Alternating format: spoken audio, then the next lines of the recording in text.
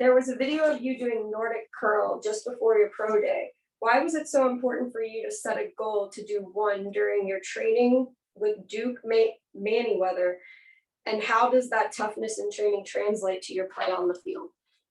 So just you know, it was something we were doing it during a workout one day, just in the pre-draft process down with Duke, and I got really close to going all the way down and coming back up, but couldn't quite get in. Each week I kind of just progressed, and like I would always try and get one rep, you know, but that one week I finally got it, and but yeah, it just showed, you know, stacking what you do when you stack weeks and weeks of work on top of one another. So you know, I try to implement that into my game as well. You know, stacking days, each day get better and better until, you know, you finally get the breakthrough. Dale Lawley, DK. Yeah, Kendrick, I was talking with James Kirkland from Illinois earlier this week, and he said that when you got on campus, he was telling you, hey, man, you need to be an offensive lineman. He saw you play offensive line in high school. Can you run us through just how that all went for you? Again, just when you made the decision to go to offensive line from defensive line, and how that whole process, because you did it quickly in 3 months. You went from being a defensive lineman to being in the starting lineup. Yeah, Kirkland always used to, you know, get on me about, you know, like, and you'd be way better on the O-line. I wasn't trying to hear it, you know, being young. But eventually, you know, the way our roster and our team started shaping, guys leaving the program, and, you know what I mean, we get more defensive tackles. I'm like, you know, let me try and make this switch, and I did that, and it did work out for the best. Will Graves, Associated Press. Hey, man, it's hard not to notice that jersey number you're wearing today. I'm sort of curious, did you have any say in that, or did they just sort of hand it to you? And is it intimidating to wear a number of a guy who obviously excelled at that position that you now ostensibly are trying to fill in it? Yeah. No, they didn't hand it to me. I kind of, you know, I wore 53 since high school. You know, obviously at Illinois I wore it as well, and so I kind of requested it, and knowing that he had retired, you know, I feel like maybe they get it. I was fully prepared for him, you know, to keep it off, but they let me have it, and we try. I got big shoes to fill, so I'm gonna work towards that. Mike Pizzuta, DVE.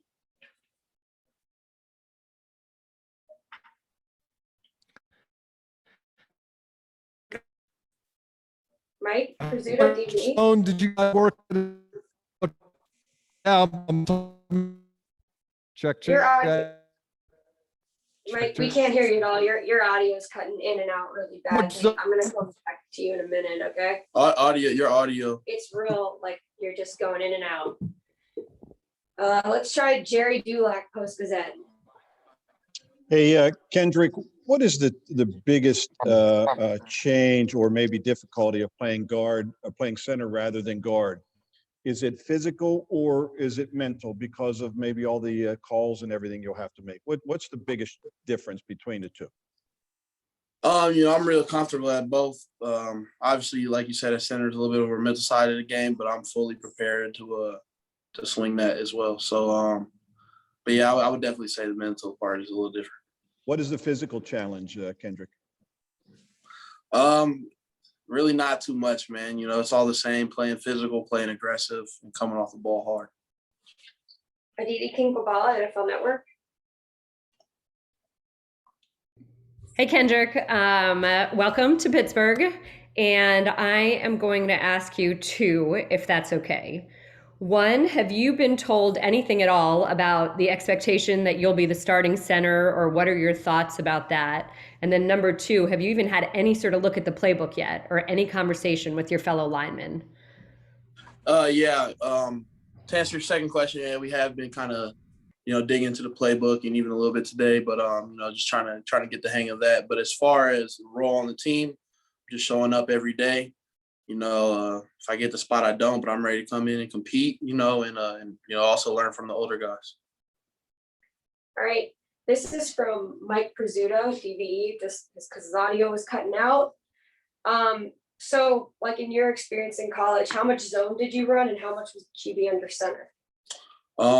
Under center, I haven't, unless we were running a quarterback sneak, we were never under center. But And then as far as we're a big inside zone, outside zone team, so that's something that I'm really used to. All right, we have 4 questions left. Jim Wexel, Steelers Digest. Kendrick, when Pouncey started as a rookie, the big conversation we had with coaches was the communications and making the calls, making the changes up front.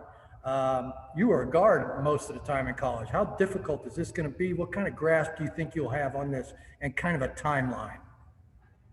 I can't really put too much expectations on myself. I'm just, my goal, I want to show up every day and compete and, get as much out of every day as possible, try and maximize my time in here. So. You know what, guys, actually only have 2. It's 1 question per person today because we've got to get these guys moving so they can eat lunch. I'm sorry. Chris Adamski, Trib.